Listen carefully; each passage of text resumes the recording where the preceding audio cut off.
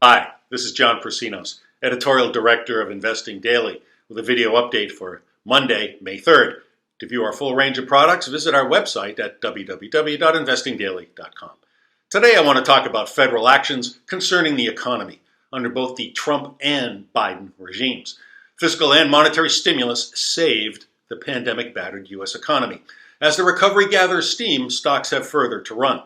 After the worst GDP drop last year since the Great Depression because of COVID lockdowns, the U.S. economy is growing at a torrid pace.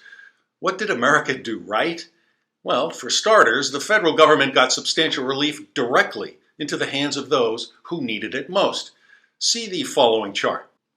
These numbers include policies under the Trump and Biden administrations through March 2021, which takes into account Biden's $1.9 trillion relief package. In 2020, the poverty rate in the U.S. actually fell due to stimulus checks and other assistance. American households in the first quarter of 2021 were sitting on $4.1 trillion in savings, up from $1.2 trillion before the COVID-19 outbreak. At the same time, unemployment is dropping. That said, as COVID-19 cases spiked in some countries, global and U.S. stocks fell last Friday and ended the week mixed. Take a look at my second chart. Yet, as you can see, stocks have booked gains for the year. Those who bet against the economy and the stock market, they bet wrong.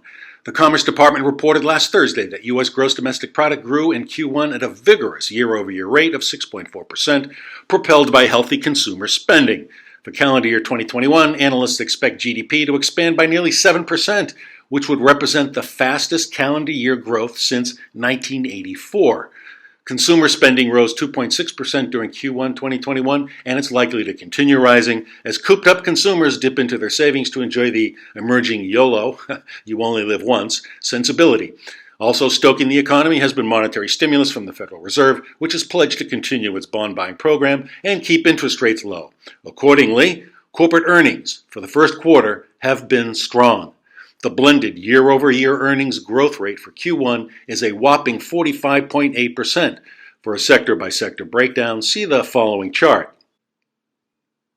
Keep in mind, this high rate of earnings growth is partly due to an easier comparison to exceedingly weak earnings in Q1 2020. Still, earnings growth this season is a substantial tailwind for stocks. Analysts expect double-digit earnings growth for the remaining 3 quarters of 2021, with earnings growth projected to peak in Q2 2021 at 58.3%.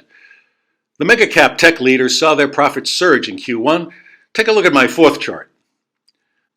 The pandemic has fueled demand for work-at-home apps, video games, teleconferences, business and personal networking, telemedicine, streaming video, e-commerce, and a wide range of other digital services. As other industries have suffered, the tech giants have reaped a windfall that has helped propel the overall stock market. These numbers are astonishing.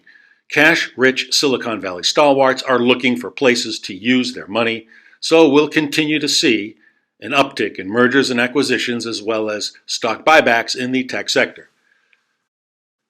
When the global economy finally gets on the other side of the coronavirus crisis, these tech companies will be in even stronger shape. The pandemic is causing permanent shifts in buying habits, consumer expectations, and workplace practices. The U.S. economy, it's like a coiled spring about to snap. Stay invested.